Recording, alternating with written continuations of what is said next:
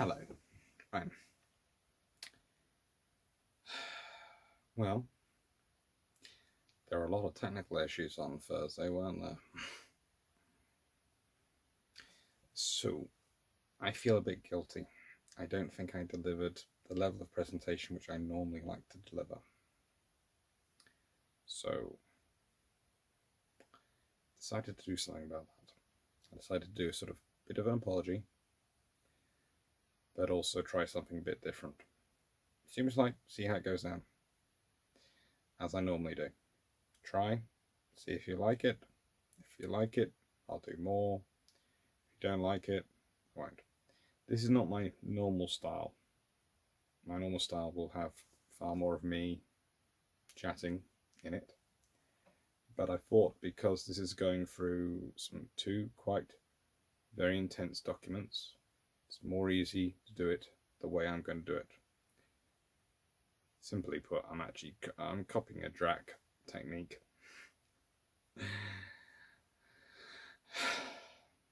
So, I hope you enjoy. And I hope to see you all on Tuesday when it's Battle Cruisers. And please do take note. This video will also include things in it which are lists of videos which have already been done and videos which are to come, both the second half of May and the whole of June. So there's going to be lots to be looked at. Take care, and hope you enjoy. And with all that out of the way, let's start off by looking at the war game rules from 1929. TNA file ADM 186/78. So, a nice big file to look through, you'd think. And it is quite big, but it's important to go through this before we look at any of the exercises which happen later in the 1930s, because these are the rules by which the Royal Navy was working out whether or not it was going to win or lose them at games, whether it was going to be able to be successful. And I will also admit some of these pictures are far more clear than others. But what I've done is I've tried to include every single picture I took, and I've used from the same run. So they've all come from my visit in 2011 to the National Archives. Now, for those who have listened talking, you'll know I don't live that far away from National Archives, and those who follow me on Twitter feed will know that I go quite regularly. So, honestly, I've been there more recently than 2011. In fact, I go there most Saturdays when I get a chance. But it's worth reading. Now, these is worth noting that because 2011, it was 9 years ago. Anyway, so these war game rules were produced by the Admiralty's Naval Staff Tactical Division. Okay, so they are produced centrally to go out to all fleets and allow them to coordinate all exercises, because exercises could be conducted by individual ships, by groups of ships in a squadron formation or flotilla formation, up to all fleet exercises, and they were an ongoing part of the Royal Navy's doctrine of life and operational concept, because the Royal Navy needed them to be exercised and the fleet to be exercised in order for it to be able to work together at the drop of the hat well in the time of any war. The Royal Navy didn't know when a war might break out. It might break out anywhere in the world. It didn't know what ships it would have available at that time or in that place. So they all need to be able to work together. And this is a major thing, especially as war starts to gear up in the late 1930s and even after 1939, when the formations outside of the UK who are trying to keep outside of the even combat theatres, you know, Mediterranean, North Atlantic and South Atlantic, because they are still trying to keep very much their skills up and their ability to go and fight, even necessarily for the combat theatres, but also in case things break out where they are. And as you can see, it is quite an extensive thing. Interesting enough, cruiser problems are their own separate category, and they come before strategical exercises and, of course, tactical exercises. The interesting thing here with the word strategical is that, of course, the Royal Navy were far more interested in strategical as a phrase than strategic, because they felt it was more inclusive at the time. But modern doctrine has moved towards strategic, and that's why that's a strong word in current flavouring. As you can see, strategical exercises takes quite a hefty portion of the work, as the assessment of damage due to gunfire, torpedo damage, and there's another section on submarines. You know, the Royal Navy very, very keen that this book be as inclusive as possible. There is sections that will discuss mining, mine sweeping, both of which have to be considered. And as we can see, for a 1929 exercise book from a service which by history is considered, and well, historical reputation, is sometimes not to be the most keen on aviation, but was certainly keen on involving aviation in its exercise, according to this page and a half of list of criteria coming through on how to judge the involvement of aircraft, their success or failure in terms of an exercise.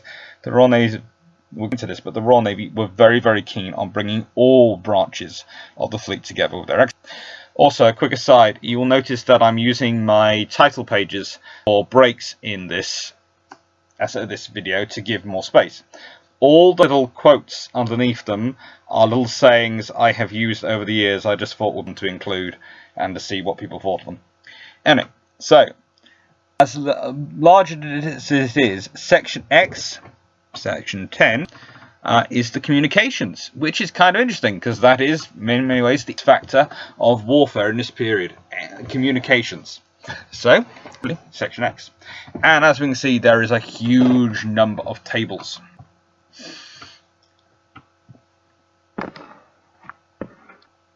Now, the key thing from this section is, of course, the objects of exercises, and it's to exercise officers commanding fleets and units in making tactical decisions and to impart on their minds the general effect of relative movements upon positions, to teach the existing plan of battle, to form common tactical doctrines based on the sound principles and experience, to gauge tactical situations arising from introduction of new tactical ideas of improved material, to exercise a decentralization of command and the full initiative of subordinate commanders in accordance with common tactical doctrine, to make officers familiar with the capabilities of foreign ship. That's quite a hefty task it was looking to achieve, and it worked to do this. Now, one of the key things that worked to do this would be by making various factors stronger or weaker in terms of operation in these exercises. And there are various charts and things in here to help. One of the key things we're going to get into is that the aircraft and navigation of aircraft is going to be a big section for the Royal Navy in terms of its plan of war, and it comes up in the next picture. Is aircraft will be moved onto the table in accordance with the instructions of the chits, appropriate areas being applied to allow for difficulties in navigation. If sufficient officers from the fleet are available, they will be allocated to the more important aircraft formations, and on flying off will move away from the captain of the carrier, taking with them their plotting boards. They will then behave as a separate, handing in moves and being given views in a similar manner to any other unit. In simple terms, this is all assessment is based on modern, it's a branch of wargaming is what is being used, but actually there's also going to be actual real-world exercises as well. So you have both wargaming and exercises going on. These are the wargame rules for the Royal Navy, and these are the Royal Navy's trying to bring the officers together. But some of these rules will also apply when they're up the major exercises. So this is the theoretical framework which will then feed into their options when it comes to actual exercises. Now, assessment of damage by torpedo fire is both assessed in terms of war games and in terms of exercises as being of something which is going to be lessened. It's got to be in a nice way. It's essentially used to try and make it torpedoes as both as dangerous a threat to the fleet as possible, but also to make sure officers have to really think about how best they can employ their formations.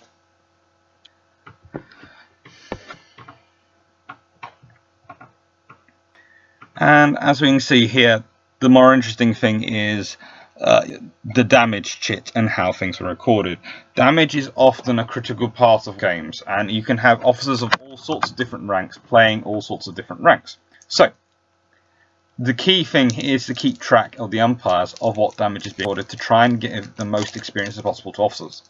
Now, most often these war game rules will probably be used at Greenwich and other facilities like that where the training going on of the officers, but it was also used out in the wider fleet.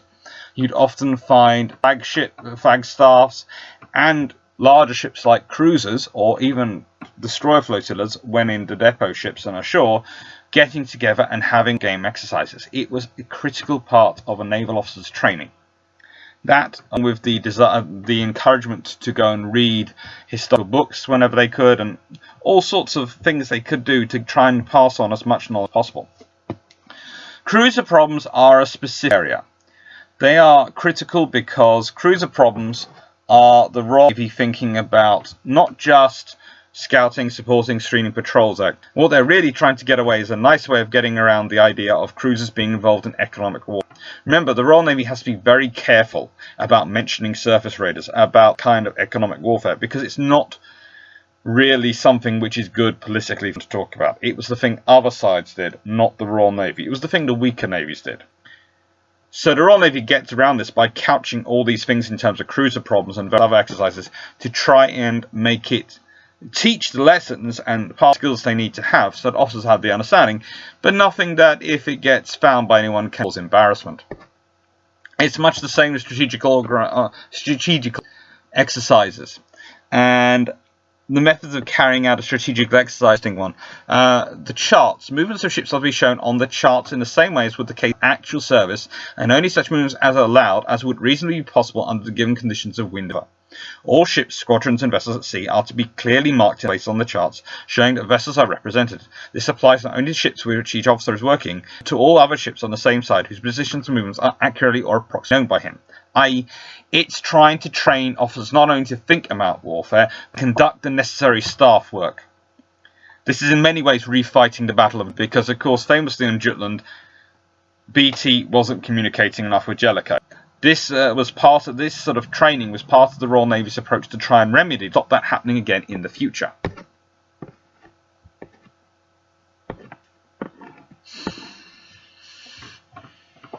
Now, as we get into the further, it becomes things like fuel consumption, endurance, and discipline. Relationship for discipline, for example, 126, the relationship between senior officers and their subordinates, both executive command and serving on staffs, as arranged for the purpose of the game, should be strictly in accordance with the conditions which would prevail in this. I.e., it doesn't matter if the officer you are talking to is nominally ranked as a midshipman. If they have been ranked as a captain and you are lieutenant on another ship, they are senior to you. And this did cause some arguments. It was rare, but it was carried out, and it happened. It was often, you know, when I had a young midshipman or a young lieutenant who was very good, and they wanted to test them out in command, they'd give them a captaincy on of a ship in an exercise to test it out.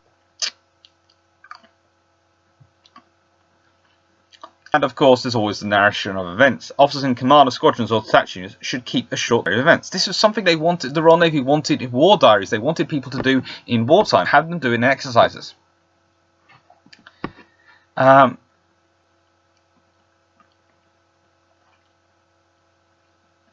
So you very much have these theoretical exercises going on, and how they're going to work out the assessment of damage. Well, that's a complicated one. The figures in these tables are based on results of peace practice during the years 1922 to 26 and have been reduced by 30% to allow for action conditions. So basically, they're taking the results that they have achieved under peacetime with fires and exercises and have taken off an arbitrary 30% to try. This actually underappreciates the skill of the gunners, but it's useful for making it more difficult. Now, as we can see here, this is again more tables on terms of guns. And one of the interesting things here is battle cruisers and Nelson and, you know, factors applied to rates of hitting target given in table 1 when targets of different size to those given in table 1 are being engaged. And these factors are critical. You know, you've got airting for all sorts of things that are factors which have to be put in, because it's not as simple as one ship firing on another ship. That's my factor. It's far more complicated. Is there smoke? Is there air spotting? What's the visibility? What is are you under fire yourself? All these are factors which have to be drawn in to try and get an accurate idea, and that is the critical thing which is done in these exercises.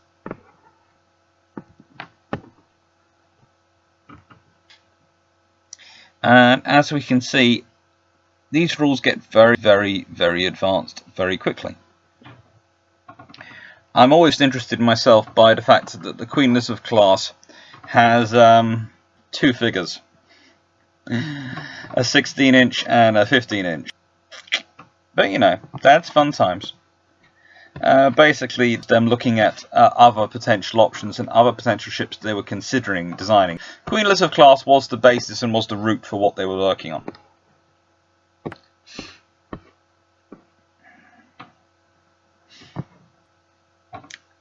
They also have, of course, down at the bottom, W-class torpedo destroyers.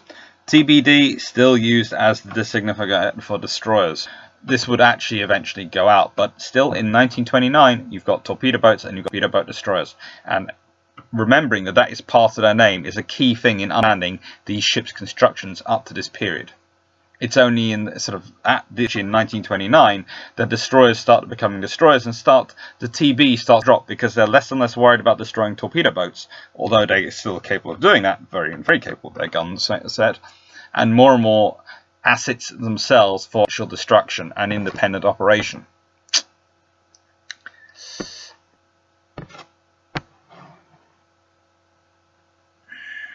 What's interesting is it puts page 37 in here, and that's the bit will flop across under the table 2. It says, under concentration of fire, delete concentration factors and substitute heavy ship pairs 2.25 times a single ship at ranges, and cruisers. They're using heavy ship to delineate the capital ships, and they use cruisers for cruisers, of course. So they are already not necessarily referring to all capital ships as capital ships. They're calling them heavy ships. I'm trying to find this one because you'd expect the Royal Navy to be standardized, but nope, it's there.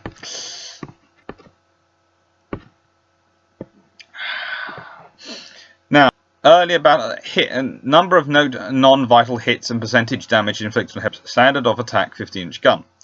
Hits 3. Earlier battleship and battlecruisers 10%. Latest battleships 10%. But it starts changing once you get more hits. You've got 3 hits equals 25% in the earlier ships and 20% in the later ships. 9 hits equal 50% in the earlier ships and 40% in the latest ships. 12 hits, 75 in the earlier ships, 60 in Nelson and the latest battleships.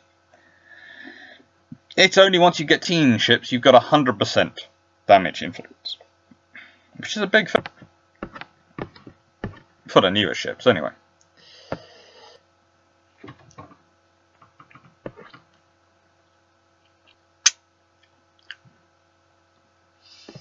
And again, if we consider here, they're looking at the AA guns factors and how they're going to work on them. And those are a critical thing. Lewis guns, 3-inch guns at this moment in 1929. It's very soon, of course, the 4-inch high-angle gun that's coming in and other systems. But at the moment, they're being worked out on Lewis guns. The assessment of damage due to torpedo fire is quite a big thing. You have the numbers of torpedoes carried, etc. are all things we're being looked at, and you have to also remember that numbers of torpedoes carried, these are the official numbers. In wartime, it's amazing how often ships seem to have had extra torpedoes added into their combat, especially destroyers, which of course were dependent upon torpedoes for their primary system and defense against bigger ships. Now, the General Marks one is always an interesting one because it has this little paragraph in it. The damage umpire then assesses the number of hits, if any, to be allowed. Then by means of tables imposes the penalty in the form of speed reduction, table 15, or fighting efficiency, table 16. These are different things, but it's actually considered equally damaging because a speed reduction is going to have an impact in terms of the operation of the wider fleet, how it's going to maneuver, how it's going to operate. The loss of fighting efficiency has an impact, of course, if there's going to be a big battle. But if you're fighting different kinds of conflicts, these can have very different effects on your operations. What's interesting is it's referring to table 15 and table 16, and actually the next page only has table 13 and table 14 on. So there is something which sometimes thinks that this has been a very quickly written work, but actually it's had a lot of work and a lot of proper writing. And a lot of very in-depth thought gone into it. So maybe it was just space and pagination.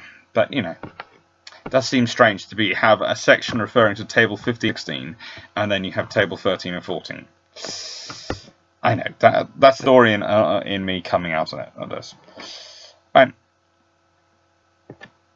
So, Table 15 to 16, which on the next slide we're getting, are humongous slides.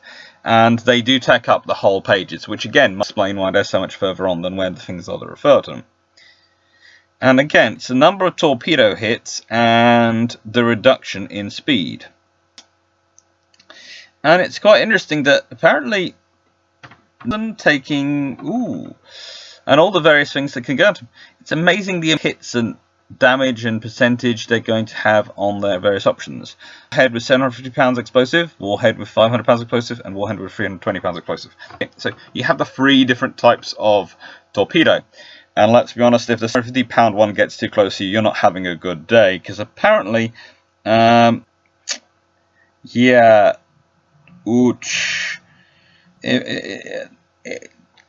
don't. I'm looking at the number of ships who can apparently make 6 hits of the 750 pounds. Sorry, I got distracted by that, reading that again all these years later, and yikes. Although I'm surprised that they think that the Nelson class can take 6 hits. If I got hit by 6 times by that many heavy torpedoes, I don't think I'd be still afloat, but Nelsons were very good. They had a lot of designing. And, of course, the key thing is always working out the zone of the hit, because if a torpedo hits a place which is not that, gonna sound strange, terrible, but not that massively important, the ship might be able to shrug it off far easier than if it gets a hit to its and its propellers, because if you damage the propeller shaft and damage the blades, that can have a big impact on your movement. Submarines are, of course, their own special factor. And one of the interesting things here for the Battle of the Atlantic is periscope ability is included as a factor. The amount that the periscope can be shown depends on the proximity nearest enemy. In good visibility and moderate sea, visibility through the periscope is when the enemy is over 5 miles away, ships are visible. 8 miles, destroyers 6 miles. When nearest enemy is only 2 to 5 miles away, ships are 6 miles, destroyers at 4 miles. And when nearest enemy is 2 miles away, ships are visible 5 miles, destroyers are 3 miles. With a rough sea, reduced visibility all the time. So they're basically having to work, how long are you going to be able to keep your periscope up? How high are you going to try and get the periscope in the water? All these factors can affect on how you can see things. Aircraft, as always, are possibly the most complicated and possibly the most annoying. There is one slide coming up on aircraft next, which I should probably, I should go back and take this photo again. I can read it maximum looking on my screen, but I'm not sure if you will be able to. Now I'm looking at it on side by side. I do apologize. But basically, this all goes into critical factors is the amount of flying which can be carried out. 208, which is across the next page. In computing the average number of hours flying per day that can be carried out continuously for, say, 14 days by fully equipped squadrons working full bases, it should be assumed that at the beginning of the first 90-day, 90% of aircraft are serviceable. Beginning of the second day, 80%. Beginning of the third day, subsequently 70%. For example, in calculating the hours of continuous flying of the flight of 6 float planes on the 4th day of operations, it would be fair to say that one float plane could be up continuously for 12 hours, i.e. 4 float planes for 3 hours, flying each 12 hours. It may be assumed that on leaving a base where aircraft repair facilities are available, 100% of aircraft in carriers are serviceable. But that will, of course, go down. Number of aircraft also, 0.218, that may be range of the decks of carriers. Furious, Courageous and Glorious. Upper flying deck, 12 large, 18 fighter and fighter reconnaissance. Lower flying deck, 6 fighter reconnaissance. Eagle, with a single flying deck, 8 large or 12 fighter reconnaissance. Hermes, single flying deck, 6 large or 10 fighter and fighter reconnaissance. Argus, single flying deck, 6 large or 10 fighters and fighter reconnaissance. So, foreign aircraft carriers should be classified for all questions of ranging up and flying on aircraft as follows. Hosho with Hermes, Agi, Kaga, Lexington and Saratoga with Furious. It is assumed that Lexington and Saratoga can range aircraft on the forward end of flight deck and still use the remainder of the deck for landing on. They are factoring in American and Japanese carriers into that. These are the major other carrier powers, so it makes sense for war games to start thinking about it. It's pretty blatant. time taken to range up aircraft is also interesting. From a carrier with one hangar deck only, 2 minutes per aircraft using 2 lifts. 3 minutes per aircraft using 1 lift. From the lower hangar of a 2-deck carrier, 3 minutes per aircraft using 2 lifts, 4 minutes per aircraft using 1 lift. In addition, 5 minutes will be added to warm up the engine of the aircraft brought up if water-cooled, and 2 minutes if radial. The time ranging up aircraft on a separate launching deck, as in Furious and latter carriers, will be assumed to be the same as arranging up on a flight deck. It's quite complicated times, you know. That this period in 1929, you multi-flight deck carriers. You have all sorts of systems going on that they are still learning, still developing. Naval aviation, in fact, aviation as a whole is very young, and they are factoring it in as much as they can.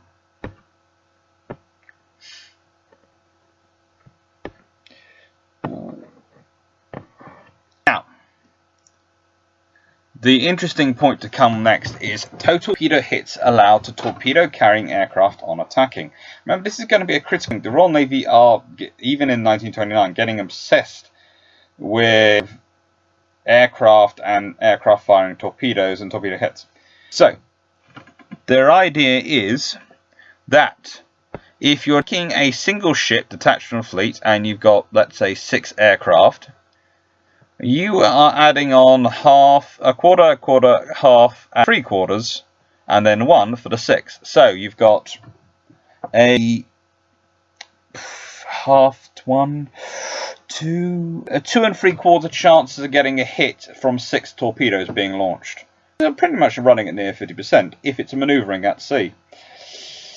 Always have a phrase, allowance for the surprise factor. Every attack to be given a 1 in chance of surprise, and when this affects the proportion of torpedo hits on torpedoes fired should be doubled. 2. Where fractures occur, decision on nearest whole number to depend on the various circumstances of the attack. And 3. If ships attack our cruisers, less chance of hitting must be allowed for the tables into above shown, i.e. tables above are for aircraft carriers and battleships and battle cruisers. Once you're getting cruisers and destroyers, it starts getting lower.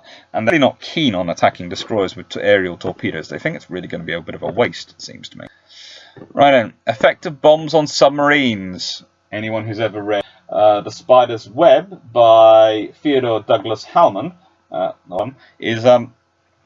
will be know about this one. Anyway, the figures based are low bombing from 1,000 feet or under. On surface, chance of causing serious damage is with a 100 pounds bomb or over is 1 in 5. Submerged at 50 feet, 1 in 20, and submerged below 50 feet, 0. So much they're working out how to bomb, and they're bombing submarines, so they're working it out again. But there's the plan for anti-submarine warfare with aircraft. It's going there, and it's part of the exercises. 272 is the important point.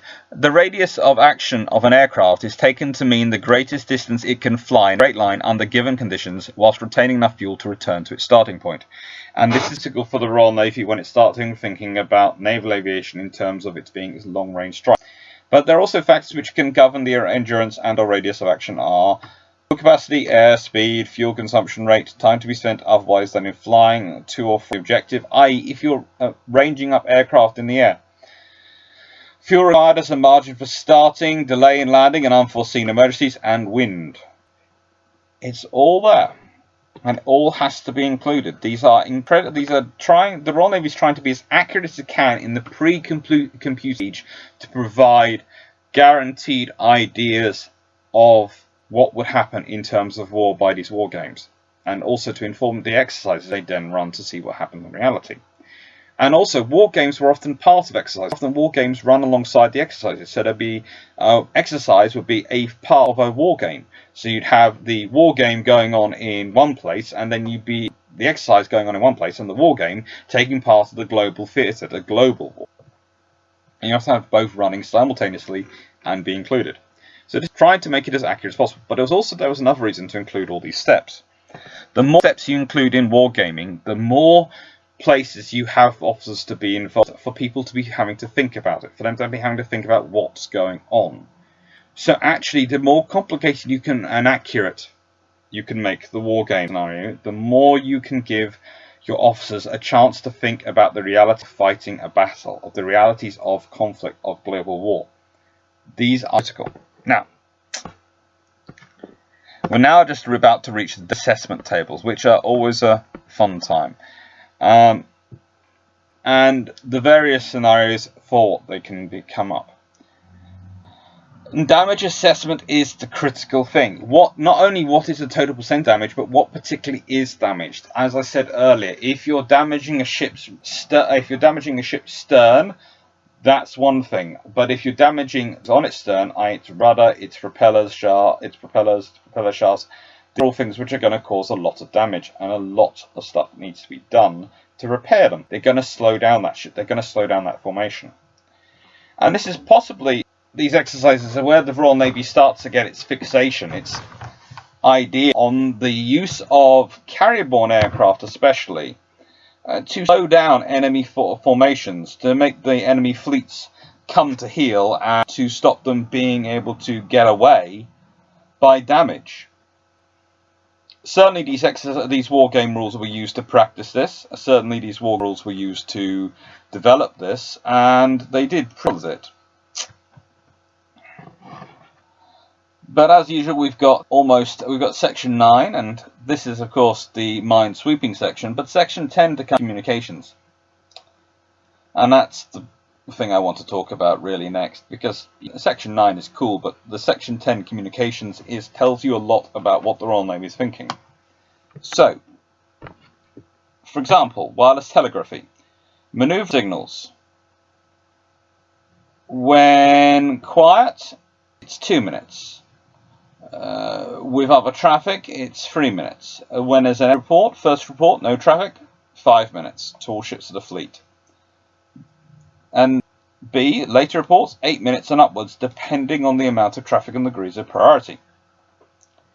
Number 3, signal outward from various, depending on admiral, depending on number of signals coming in and degree of priority. Can have all sorts of different criteria, and working out the signals priority and the experience of running signals in a fleet is a critical function of these war games. Because the Royal Navy is sitting there going, hang on, what's it going to be like to fight a war which is going to be dispersed? Not just in terms of dispersed globally, but the actions themselves are going to be dispersed quite wide. Carriers are adding range to what we're going to deal with. Fighting at night is going to add complexity to what we're going to deal with. We need to make sure we have an idea and have this worked out. And so this is what they're starting to factor. And it's one of the interesting things is that Royal Navy formations, when they go into World War II, are actually pretty good at dealing with the signals traffic and working out the signals so that the various officers can exchange the necessary information. It doesn't always arrive on time, and it isn't always perfect, but they certainly are well practiced in it, and it certainly gives them an advantage thanks to these war game rules, which inform not only wargaming but also the exercise, the parameters, and we're going to discuss exercise next. Oh goody, it's this part. Right, so what was my favourite of the first 4?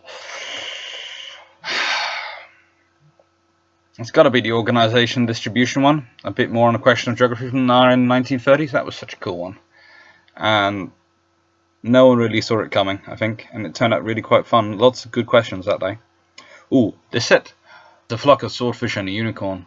Definitely. That has led to never-ending discussions. And, of course, design going up. And then the discussion with Jamie from Armoured Carriers. So, all started there on Tuesday, the 21st of April.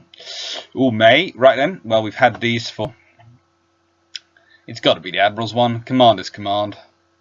That was so good one. That was such a fun... So many cool questions. Got to go back to that again. Got to look at the Admirals who blundered, apparently. Which will be quite fun.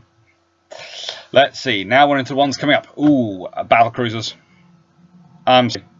Battle cruisers, but also introducing some admirals, engineers, and historians of naval history is going to be quite a fun one as well. Going to get to be look at some more admirals, some more engineers, and of course some more historians.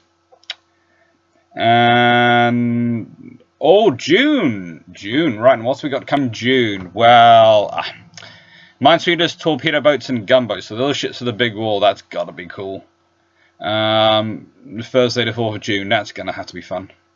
Oh, also, first one, which is going to be a profile of an operation, Operation Ironclad. So hopefully we have all the computer systems working. Ooh, end of June. D-class cruisers, but no. Oh, it's going to be Force H. When Somerville was good, he was very good. I'm getting a lot of flack for my rating of Somerville when he was in the Indian Ocean. He was good earlier on. I'm just saying there, not the full sum. Right, and now we start off with the next one, which is going to be the 1929 exercises. So I better load up that file.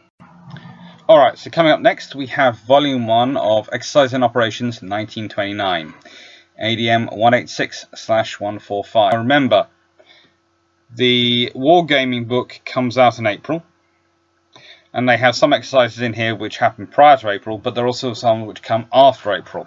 And this is going to be quite interesting because you're going to be able to see a slight difference in the two. Now, the first exercise which will come up is exercise MZ, which is at the 18th of March. And actually, for instance, this feeds into the wargame exercises and the wargaming book. And it has forces taking part. Red Force is made up of 8 battleships. Queen Elizabeth, Resolution, Bar and Revenge, each ship representing 2. The 3 battle cruisers, Royal Oak representing HMS Hood, Ramillies and Royal Sovereign representing Renown. I.e. the battle cruisers actually aren't here representing themselves. Why aren't they here representing themselves? Because they're in Blue Force, which has 5 battleships, Nelson, Rodney, Benbow and Emperor of India and Marlborough, but it has 3 battle cruisers, Hood, Renown and Repulse. So, you have a force which both has battle cruisers. Ooh, interesting! What's this gonna do? Also, which side has an aircraft carrier? Oh, it's going to be Blue Force. They've got Argus and Furious, attended by destroyers Tyrian, Tetrarch and Wakeful. But Red Force, they have Courageous and Eagle. So you have quite significant strengths for both these forces. This is kind of interesting. This is the Mediterranean fleet, pretty much, versus the Atlantic Fleet. In fact, Red Force is under the command of the Commander-in-Chief Mediterranean, and Blue Force is under the command of Commander-in-Chief Atlantic. So, you know, it's the Royal Navy fighting the Royal Navy.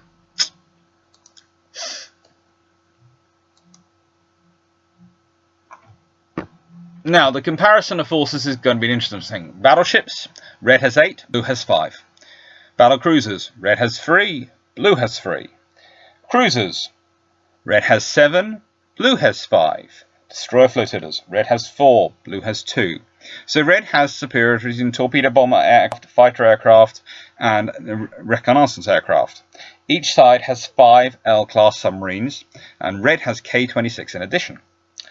3rd Battle Squadron and Argus are slower than all other surface craft, but Red, when concentrated, is therefore considerably superior to Blue, but cannot detach a large force without losing this superiority. Basically, it has enough that it's strong, but it's not so strong it's overwhelming. In this case, one could consider that Red might be an approximation for a likely Royal Navy task group, and Blue is an approximation of a Japanese task group. Although the battle cruisers is the interesting thing here. You know, the Royal Navy is the only navy which really has battle cruisers, but they're giving them to the other side. They might be using them in a way to facilitate the understanding of what fast battleships or the super heavy cruisers, which some navies have access to, are being used for. Now, the air attacks on the battle fleets is the critical thing on this page. Red attacked at 0957 with numbers 463 and 464 torpedo bomber flights. Remember, they're organised in flights at this time, not squadrons. And consisting of 10 planes from Courageous attacked Nelson and Rodney. 2 hits were assessed on the former and 1 on the latter. Remember, this is using those rules established in the War Games rulebook. So it's the War Games rulebook which is deciding that 2 hits were scored on Nelson and 1 on Rodney from a 10 aircraft attack from Courageous.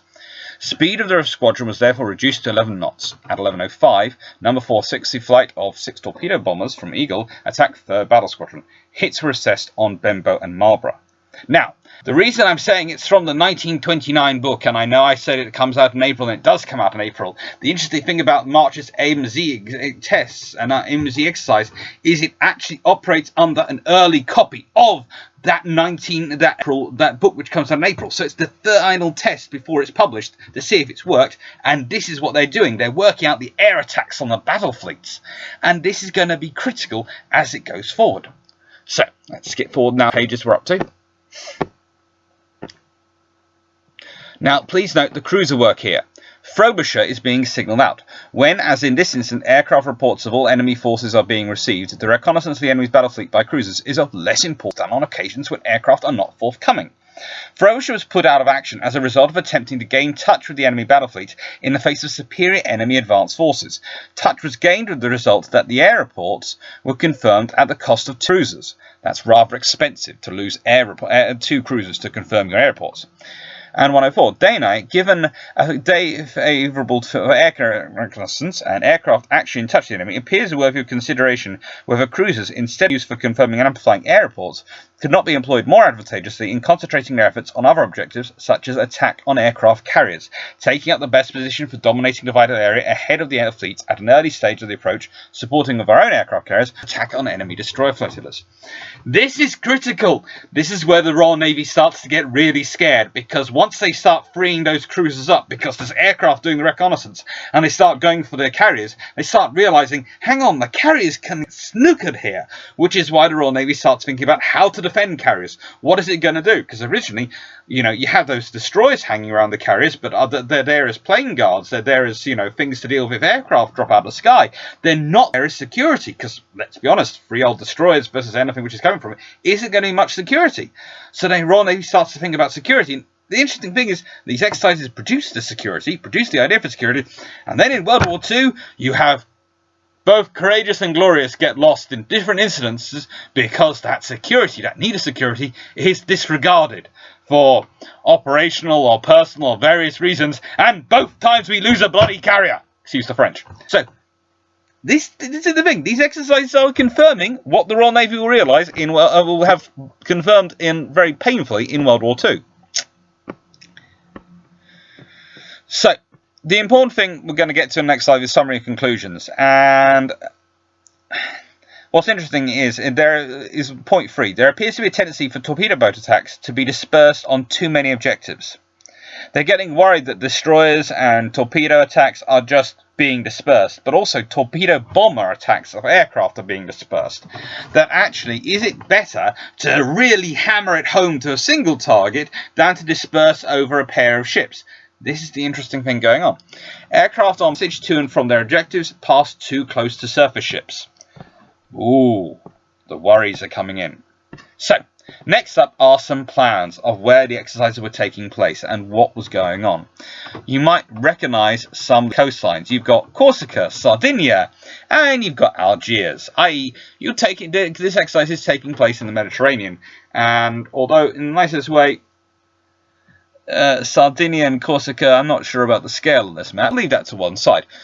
They are really trying to work out how to fight through the Mediterranean. So why is the Royal Navy spending so much time exercising in the Mediterranean and fighting through the Mediterranean? Well, for starters, it's a good place to go train. It really is actually far nicer weather than the Atlantic. It's far easier, so you've got less of a weather factor in your exercises. But also, it's very useful for reminding Italian gentlemen, Spanish gentlemen, French gentlemen, and other gentlemen that the Royal Navy is the big navy. And the final advantage is simple. If you're training in the Mediterranean, that is an area you're going to have to transit through to get to the Far East anyway. You need to know those waters because you need to be able to transit them quickly, and you need to be able to avoid, in case of, if you're going to the Far East, in case of traps in the area, or the worst case scenario that the Royal Navy is heading out to fight a war in the Pacific and somehow there's been a secret Italian-Japanese alliance and the Italians try and ambush you as you're going through there. So knowing and being strong in the Mediterranean, being seen to be strong in the Mediterranean, is critical to British security. So now we're up to exercise M1 on the 23rd of March 1929. Ooh. Now, and this one is interesting. You have the different types of torpedo aircraft, and from those who have looked at some of my earlier talks, my earlier videos about the aircraft, you'll notice that the torpedo bomber being used here is the Dart, and by God is that prodigious. That's with 463 flight, 464 flight, 461 flight, 462 flight, and 460 flight. It's in Courageous, Furious, and Eagle. You also have the 3F turning up quite a lot, and the 3D is sitting there on Vindictive. These are, of course, the fairies. There is a Blackburn there. Oh, I hope they've got their eyes covered. But there's also a Blackburn Bison. Oh, even worse. Fighters, it's the Flycatcher, which, of course, is a single-seat fighter. You have the range of speeds being decided, and as necessary for aircraft operations. Basically, aircraft carriers to launch aircraft to go up to about 25 knots. So, whilst they can normally progress at 22, 17, and 16 knots for aircraft operations, they have to go faster. And faster they did go.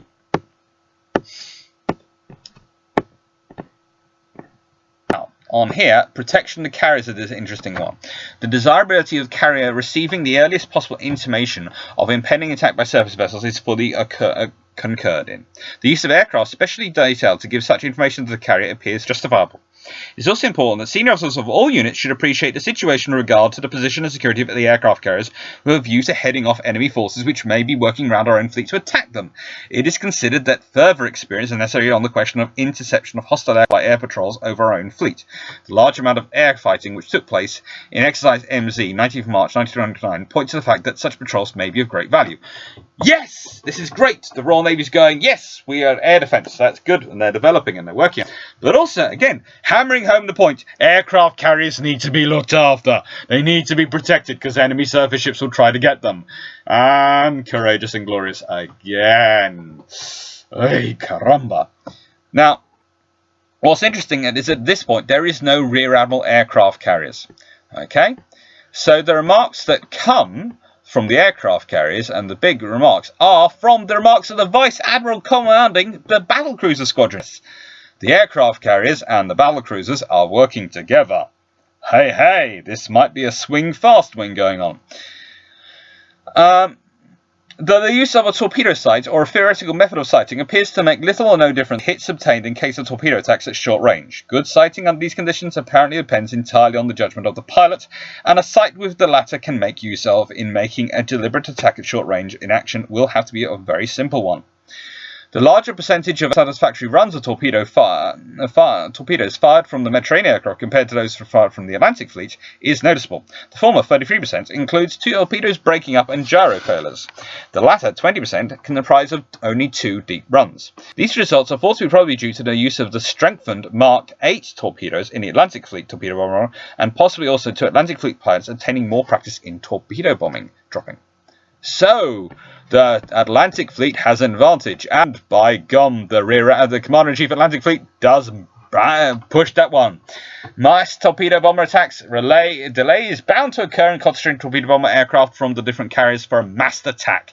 The occasions on which this delay can be accepted may be few, but there can be little doubt that concerted attacks from all torpedo bomber aircraft should be more effective than separate attacks by aircraft from each aircraft. There you have the crux of the point coming through. Why the Royal Navy ends up going for the bam, bam, bam, bam approach rather than the big boom approach. Because it's organising and concentrating a heavy torpedo bomber force versus keeping it up. And especially if you're hitting at night, it's actually easier to coordinate smaller groups of aircraft and night flying at this time to a larger group of aircraft. So it makes sense. And look at some of the timings going on. There are night operations as part of these exercises. In fact, when we get on to the employment of fighters, Para 41 concur in as regards to the derived attack on Cairo for the as a striking force. You know, the fighters are protecting them. The rest of the air operation orders of Commander-in-Chief Blue, it was known by Blue that little red air opposition was to be expected, so that the half flight of fighters, the 3 SRs, were kept over the Blue Fleet, and only 1.5 flights were sent with the torpedo striking force. Reference to remarks of the Vice Admiral commanding Battlecruiser Squadron in Para 33, it seems probable that the advent of 2-seater torpedoes modified his views. A formation of 2-seater torpedo bombers will be a very hazardous one to attack, and therefore the presence of a protective fighter force will probably be unnecessary. Basically, they're starting to bank on the idea that the poor rear gunners are going to stand in for having fighters. Oh, those poor, poor chaps. Right then. So, we are now into exercise OA. Sorry, I spent so long talking about M1, I forgot we were into exercise OA. And this is a special raid idea. And it's got lots of special ideas. And for example, for Red, the latest information from Gibraltar indicates that the garrison can hold out for some days yet. The enemy's battle fleet is encountered. Every effort is to be made to annihilate it. The Red Commander-in-Chief has concentrated his available patrol submarines. So, what is this about? Well, this exercise is to exercise all ships and aircraft in battles, special reference to the situation when two battle fleets, one composed of battleships only and the other having equal numbers of heavy ships, a proportion of which are battle cruisers.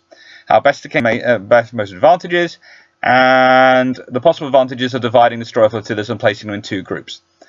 This whole Operation OA, is about, the organisation of fleets and what they're going to be doing. And what their priorities are. So, Red are trying to resupply and attempts resupply Gibraltar, and the fleet was based off Mallorca, so they'd have been having the modern party funds.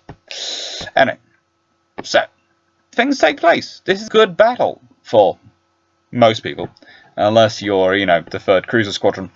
It will be remembered that in 942, Cardiff, with Ceres and Caledon, and had sighted the blue battle cruisers and had made a large turn away to port, being followed by the blue cruisers on the southern flank.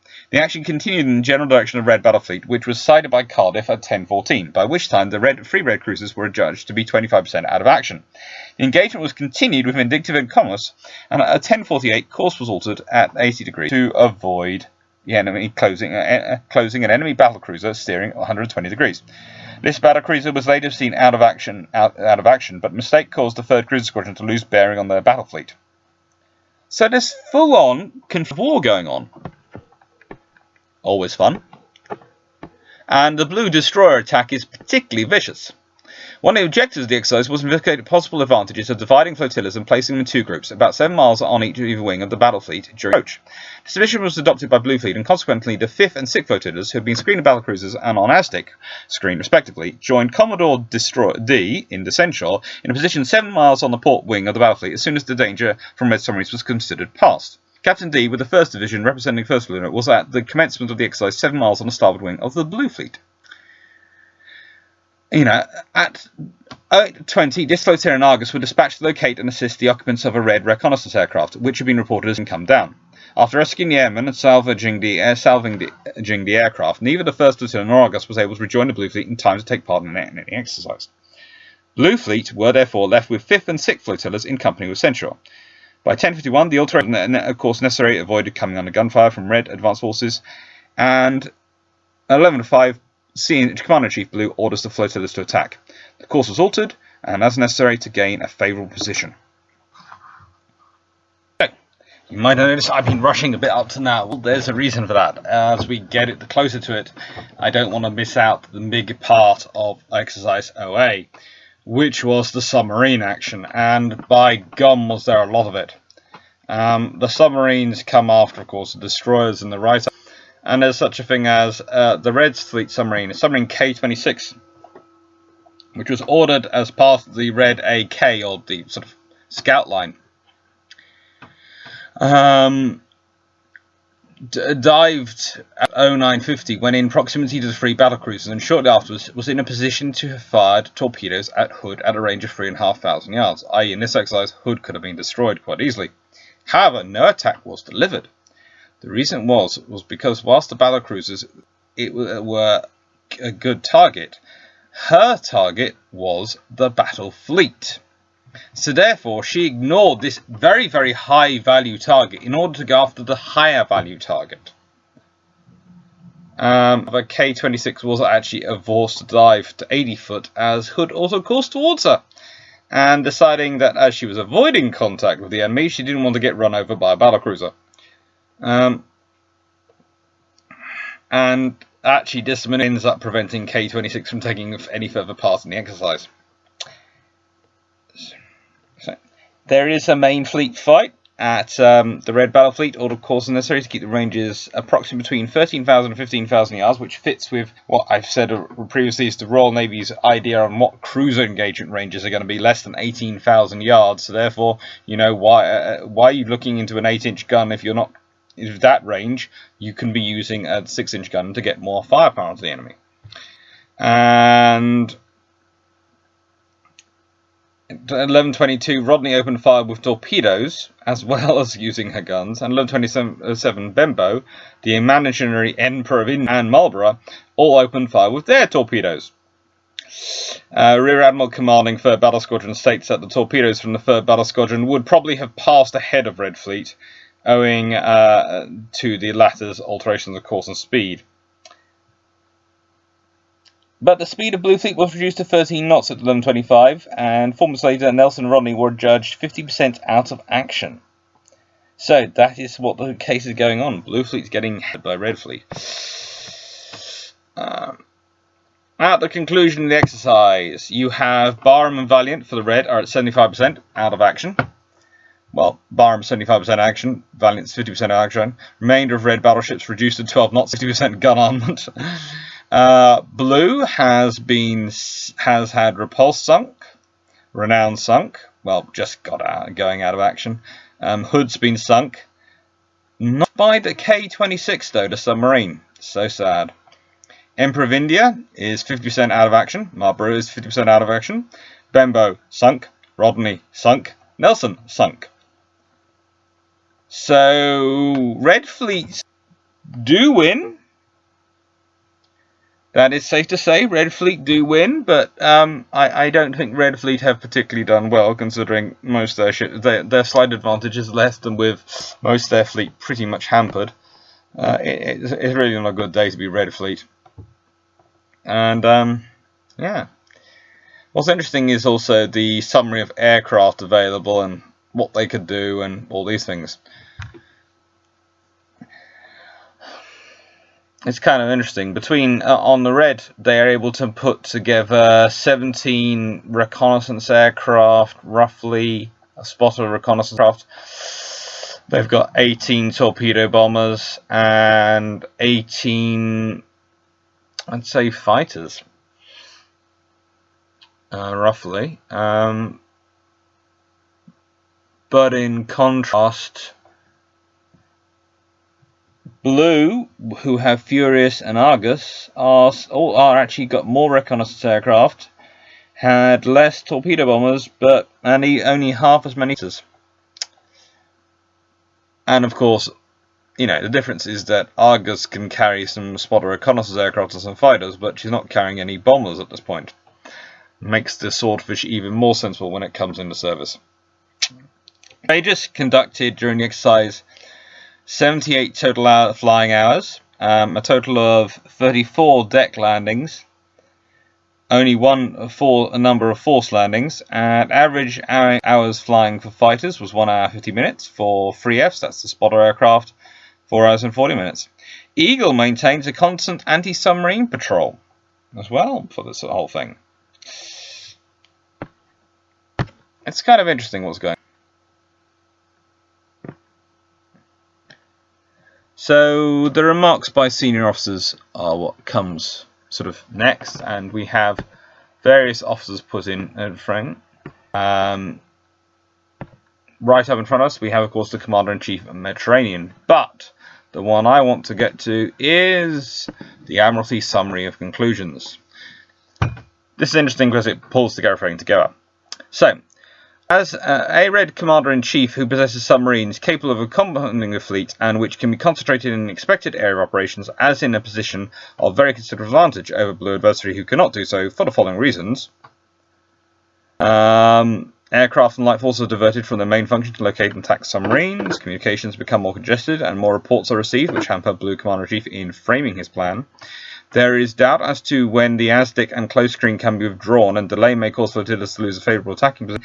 And if Blue Fleet intends to fight, there is a considerable chance of his battle fleet speed being reduced by submarine attack. Opportunities will occur for damaging valuable advanced forces such as battlecruisers and aircraft carriers. Actually, they start getting a bit of annoyed with K-26 because whilst it was following orders to not attack the battlecruisers, if it had taken out Hood, that would have hampered the battlecruisers quite early on and been quite a big chunk and scary thing for Blue Fleet to deal with. Basically, the Royal Navy's working out the idea that, in the nicest way, for future operations, one of their key things is going to have to be making sure the enemy gets confused, making sure the enemy is getting overloaded. It's a kind of early psychological, well, how to put it, operational psychological warfare, in that if you manage to get enough reports going through and enough issues are cropping up, then the Commander-in-Chief will be overwhelmed if his staff is not really up to the job and really good at what they're doing. So this makes A, staff work even more important, but B, it makes things critical in terms of the fighting going on and in terms of how you're handling it. Also, you start to realise that Exercise OA in this case was actually conducted again in the Mediterranean, but in this case it's heading from Majorca to Gibraltar. Now, next exercise after OA, and there are some more pictures from OA coming up, because there's so many different actions going on and destroyers really do get involved. They also show here, and quite cool, the crescent and sector method of aerial attack going on. Right, the next exercise is OD. Now, OD is to exercise all air forces in the functions of war with special reference to the following points. The tactics to be adopted by a force of submarines in attacking protected convoy. The protection of convoy slow ships. The tactics consisting of a weakened force possessing superior speed. So, red forces, 5 battleships, 5 cruisers, 17 destroyers, and aircraft. Number 202 Squadron, California, by arrangement with the air officer commanding Mediterranean. Blue, under the Vice Admiral commanding 1st Battle Squadron. Then he's got 3 battlecruisers, Revenge representing Hood, Royal Oak, Royal Sovereign, Royal Oak and Royal Sovereign representing Repulse class. It's amazing how often these ships are, representing different ones, and that's what you have to do in exercises to try and simulate as many numbers as you can, because as many numbers as the Royal Navy has, there's still not enough. And whilst they have 8 destroyers, to have to attend on Courageous, and this is the thing, Blue Fleet does have Courageous. It has its 2 search and reconnaissance flights, its 2 torpedo bomber flights, and its 2 fighter flights. So, 36 aircraft. Yeah, theoretically 36 aircraft. Can of course take more, but that's what's being allocated to this exercise. General idea is this, that the red territory lying west of Gibraltar is at war with blue territory which lies east of Colombo. Red has a fleet base at Malta, blue has a fleet base at Port Said, with an advanced base at Dragomasti, which is being investigated by red land forces and to be temporarily abandoned by all blue forces except submarines. The blue garrison at Dragomasti is holding its own, and owing to the success of blue submarines against red communications, red investing forces is in urgent need of reinforcements and stores. The blue main imaginary is on passage from the blue territory to Port Said, and blue advance force of 3 battlecruisers, 3 cruisers, and aircraft carrying destroyers arrive at Port Said on 23rd of June. Period of exercise. The exercise will start at 0800 June and will be terminated by the Commander-in-Chief. Basically, this is one of their favourite forms of exercises. It's open-ended! They can go on bashing each other until the Commander-in-Chief feels it's good, that's being done. And this is, of course, all happening within the joy of the forces going apart. This is all happening, of course, in the Mediterranean, under the command of the Commander-in-Chief, who's in charge of red forces. So, is he going to terminate? The question is he going to terminate forces when he's winning, or is he going to let the other guy have his advantage? Well, he lets the other guy go full tilt. And what's interesting with this fleet going on in 1929 is that this is really some very good senior officer. And they do get very involved. Now, one of the interesting things written out is the intentions of C&C Blue. Search of aircraft and submarines in order to locate convoy before dark on 27th June. while steering an intercept course, the remainder of Blue Force concentrate, having located the convoy to shadow, if possible, 1 or 2 submarines and to attack all remaining Blue Forces, including aircraft. Blue Forces are to avoid action with superior enemy forces by day. This is 1929. I know I keep going on about this, but the Royal Navy has already worked out the way to try and neutralise superior numbers of the enemy is to fight at night when they come. They had it done to them at Jutland, where the Germans ran away, whatever. And then since then, the Royal Navy's been going, hang on, we can use this. Method of execution. Note, Blue Advances refers to Blue battlecruisers, cruisers, destroyers, and Courageous. CNC Blue has, by signal, ordered Blue submarines to search towards Malta, covering a wide front. Courageous will be ordered to maintain air reconnaissance to the maximum depth available, not exceed 80 miles. Until convoy is located, Courageous is to endeavour to maintain frequent visual touch with Revenge by day. And this whole exercise goes on. It turns into a massive thing. And you have ships going backwards and forwards. You have cruising dispositions being tried.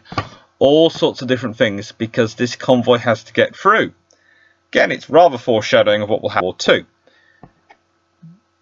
And, you know, what's interesting is that the results end up in the conclusion are talking about a previous exercise. They're talking about, I concur in the remarks of Commander-in-Chief, Atlantic Fleet, on Exercise MA. I consider these exercises show necessity for training heavy ships in night fighting, and once again a need for a reliable system of reconnaissance signals. And that's the whole thing. The night fighting works well, you know. What dispositions to be done for night fighting, all these things, they're going through them. They're taking part in this whole night exercise. And there's a specific picture here on the right of the night encounters, showing movements between 0030 hours and 0220 hours on the 28th of June. You know, the battle cruisers coming in, them being driven off, but them also coming in. And destroyers attacking, and what's happening to that convoy. In the nicest way, if the Italians had got that close to a convoy in World War II, God help it. The next exercise to be looked at after this one, which we will get to when this goes across the page, but there's the conclusion remarks I read out a few seconds ago, is Exercise OC, which is a submarine reconnaissance exercise. And as we all know from the Royal Navy Model 2, submarine reconnaissance is going to be crucial. So the forces taking part in speeds allowed, red forces are Douglas, and L16, L18, L21, L23, and L26, representing G-class submarines. Now, G-class submarines are coming up, they're interesting, but they're not actually here in person, so the Royal Navy's got L-class submarines representing them. Under Rear Admiral 1st Battle Squadron, there's the Blue Squadron, which is Royal Oak, Royal Sovereign, Ramillies, Resolution, and 2nd Destroyer Flotilla, 4th Destroyer Flotilla, Courageous, Wren, Witchhead, and I can never pronounce her name.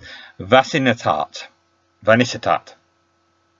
Not sure where they get that name from, but anyway, those 3 destroyers are basically to look after Courageous, and Vanisitat is technically the datum ship, but she'll also be spending most of the time hanging around Courageous. Instructions to Red only. On 30th April, CNC Red receives intelligence a neutral steamer sighted a seriously damaged blue battlecruiser near Malta on the 30th April, steering to the northwest at 4 knots. Anticipating that Blue Fleet will be sent out to support damaged battlecruiser, Red Fleet sails hope of intercepting Blue Fleet and bringing it to action. Captain S, Red, operating a flotilla of G-class submarines from Philippeville, is given this information and ordered to proceed to sea. 1st of May, Captain S receives following further signal from CNC Red. Large number of ships believed hostile reported at 001, 1st of May, in position 37N of 402E, steering 113 degrees, speed 10 knots. Spread submarines to intercept, shadow and report to enable me to bring M to action. So, this is the submarines, they're bringing the M into action. And Blue Fleet are doing much the same. So, this is a submarine exercise. It's all set up. So, What's most so interesting about a submarine exercise? Pretty standard. Well, it's what it generates in terms of aircraft carrier response. In fact, the commanding officer of Courageous cites that, in the view of the difficulties of single-seater aircraft navigating without a guide outside of ships, it is considered that in future exercises of this nature, the carrier should be in visual touch. Furthermore, going on to state, if whoever admits of air cooperation, half a flotilla of destroyers working with spotter reconnaissance aircraft should succeed equally well. And if the submarines have been forced to lose touch with the squadron by sunset, even a small number of destroyers can them regaining touch during the night, except by chance, provided the night sweep is followed by a bold alteration of course by the squadron. It is recommended that the following exercise should be carried out to gain further experience with and without spotter reconnaissance aircraft. A team of 3 or 4 submarines should endeavour to shadow a force of, say, 2 battleships escorted by 3 or 4 destroyers. The exercise, OC, has opened up a large field for investigation in regard to the tactical use of Aztec vessels and the coordination of spotted reconnaissance aircraft and Aztec vessels in anti-shadowing operations against submarines. This is, of course, incredibly interesting, but what carries on about this is the remarks of the Rear Admiral 1st Battle Squadron in responding to this. It would not be possible to carry out the proposals of the Commander Officer Courageous without prejudicing the safety of submarines or the value obtained from the exercise. It is suggested that in a peace exercise of this nature, they could place 30 miles astern of the shadowed squadron, and a spotter reconnaissance aircraft should be used. The air operations, the orders for which were designed to interfere as little as possible with surface anti-submarine operations, brought out the following points. Desirability for some instructions to deal with a case where an aircraft makes a forced landing in close proximity to a submarine hunt, and the necessity of L pilots taking part in AS operations being entirely conversant with and adhering closely to orders for the exercise. It was informed that a number of aircraft operated by Courageous prevented any investigation of the possibility of manoeuvring a carrier within the safe triangle astern of the Aztec screen. It is suggested that this possibility is worth further investigation.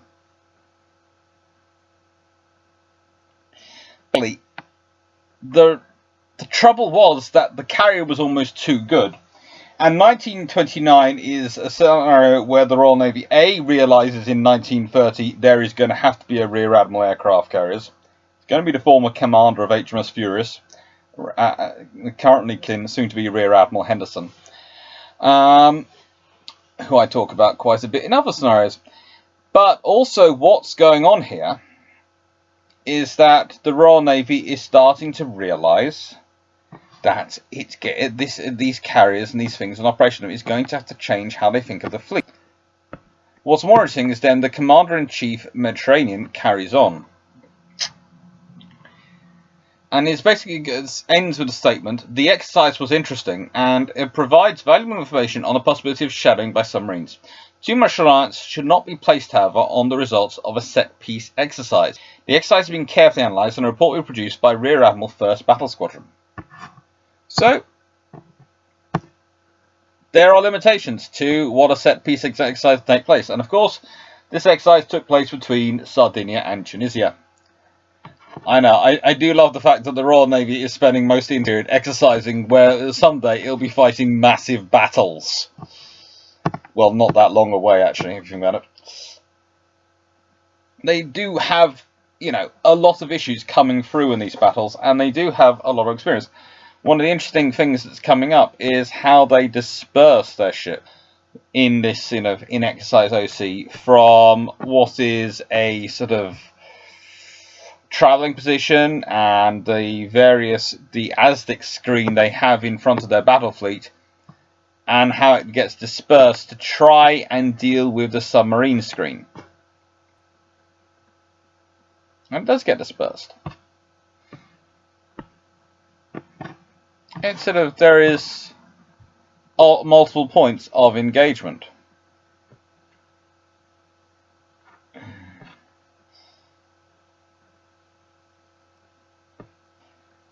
And with this experience in mind, It did have an impact on the Mediterranean War. It did have an impact on what the Royal Navy got up to. So, yeah.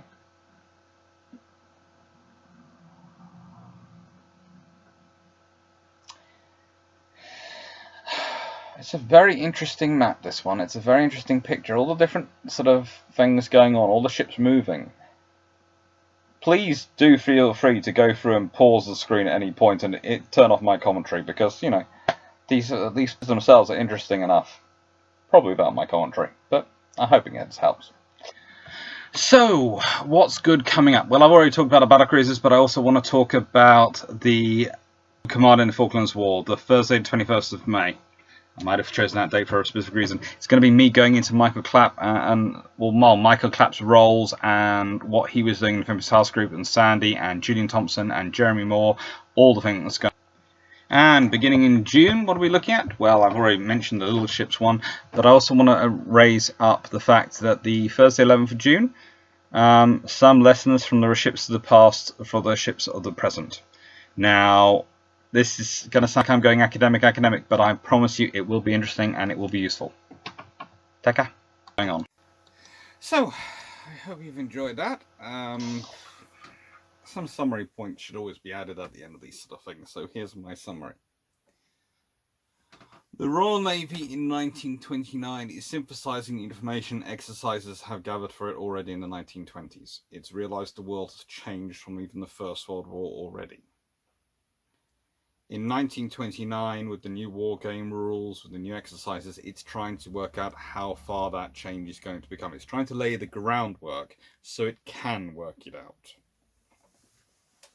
What's interesting is that most of these exercises are revealing far more questions than they are revealing answers. And they're revealing far more points for future improvement than they are revealing points of confidence. The fact is, the Royal Navy is seeing this in 10 years before World War II would break out.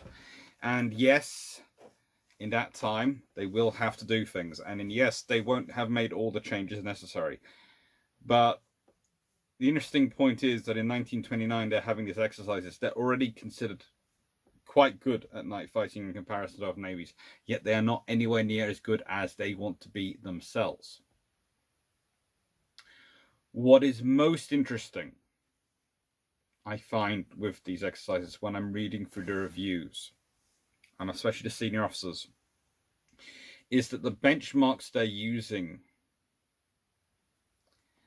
are when they need to be our other navies and what they're succeeding at and what they're achieving, but also when they need to be they're themselves, whichever is best, whichever is considered the highest capability, the highest, most evolved capability, the most capable formation on something, is the capability they're comparing themselves to, and whether they've got better, whether they are better, whether they are good enough. In fact, there's no such phrase as good enough. There's better, best, or exceptional. And if you are not falling in the top category, I'm not sure how long your career is going on, having looked at the charts of some of these officers in this particular thing. When they don't do well, they do seem to go. I don't know. Hope you enjoyed it. Take care. And there's going to be some more about. There was more before this about what are coming, what more videos lives are coming, and what more lives are coming. There's more about what lives are coming after this, and then it's going to be train time. Take care, and hope you had a good Friday.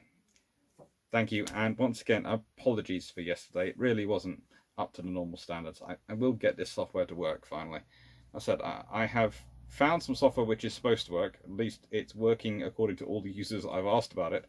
And, well, it's me and this lovely old computer trying to figure it out. I have got a gaming computer somewhere upstairs in the attic, but it got moved up there because I need to move all my work in here to work at work. Oh well, fun times. Take care and see you all soon. See you Sunday.